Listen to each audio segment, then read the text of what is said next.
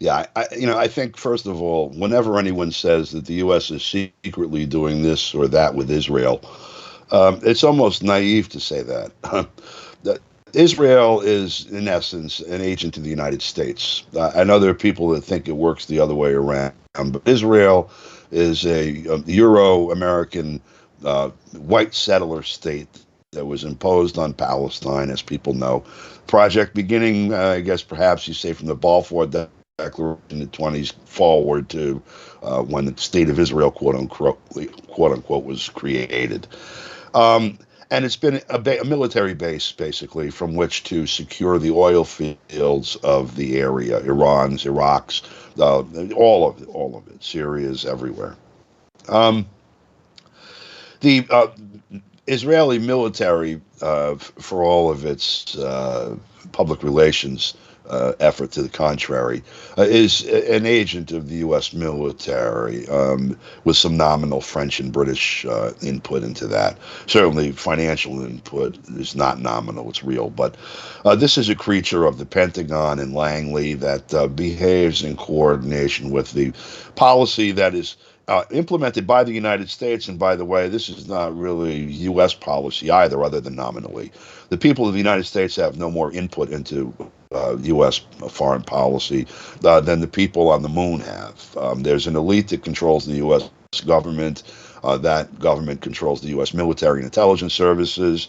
They coordinate with the military and intelligence services of Europe, the former colonial powers that are now sort of the midwife colonial powers, and Israel, who performs that function, along with South Korea, Japan, and some others scattered around the world, in Australia, etc.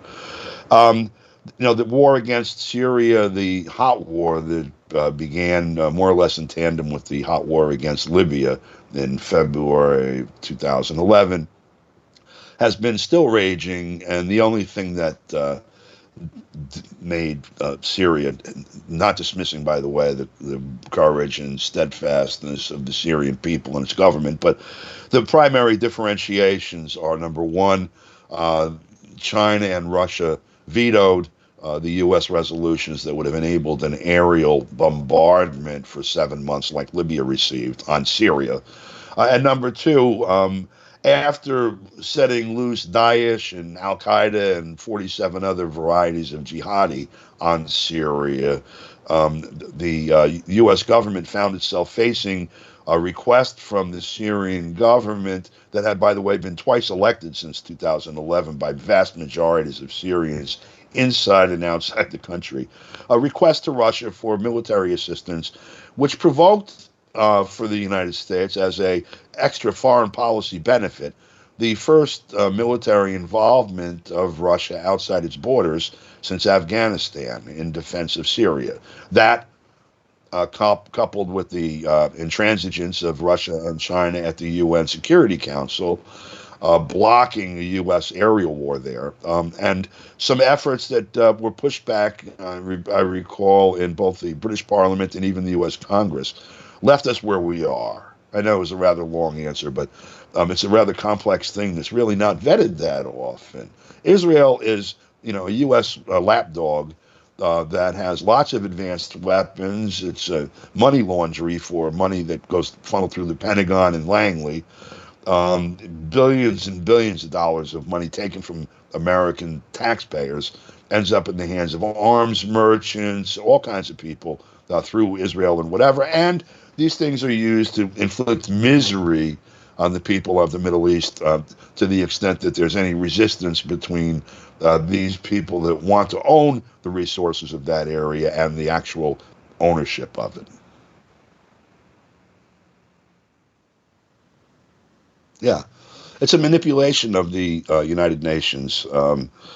I would say certainly a violation of the, for lack of a better word, legislative intent that behind the creation of the UN Charter and its adoption. Certainly, what was sold publicly. The veto power among the five great powers, quote unquote, of World War II, the U.S., Britain, France, Russia, and China, was intended to not allow a ganging up in the previous world of blocks of the members of one bloc over another by majority vote. The intent was that there would be a point where they said everything has to stop here. We're not going to take any action because it would be unfair, basically. We'd be putting our thumbs on one side of the scale or the other. This international organization would be essentially captive to one of the interests involved. The problem is that what the United States does is it pushes Israel out, and they're not afraid of public opinion on some of these things. For example, in the UN General Assembly, which is essentially the nations of the world, 193 or however many nations there are this week in the General Assembly, they have an annual vote on U.S. illegal sanctions against Cuba, which they term essentially illegal. And I would say every year for the last 30, 25, whatever years since they first introduced this resolution at the General Assembly annually, the vote is the whole world in favor of the resolution condemning the sanctions, and the United States and Israel, and then the island nation under the control of the U.S. de jure. That sometimes it's Marshall Islands, sometimes it's Palau or I don't know if they could figure out a way to get Bikini Atoll in there with a couple of radioactive crabs. They don't care about that. The vote on Nazism in the General Assembly, whole world votes to condemn Nazism in all forms. The U.S. and Ukraine vote. So the United States isn't afraid of that kind of global, condemnation because it's toothless. But what they do is they send their agent out to commit all kinds of violations of the UN Charter, and then people bring that to the Security Council, which is the way it's supposed to happen under the UN system, and the U.S. vetoes any conversation of it, or it has France or Britain do it, on Tuesdays and Thursdays, whatever. So what happens is that the institutions, the international architecture to maintain peace and international justice is basically paralyzed and manipulated into paralysis by the United States. This thing is never covered in the press here at all. Most people in the United States have no idea how the United Nations actually works. They have no idea how politics and political economy actually works because it's not taught in the schools here. I don't know if people understand that. The people here are not as evil as it may seem for the policy that comes out of here, but they're ignorant as hell because they don't teach any of the things that you need to understand the world here. And how the UN operates is one of the things that is very little known. Even people with political science degrees are, ignorant of the basics, like what's in the United Nations Charter. So something that I'm explaining, like how you would manipulate the various organs of the United Nations to further an illegal foreign policy it's not something people are going to synthesize, and it's certainly not in the newspapers. So they have free reign as far as it goes with the American people to do this, and they do it.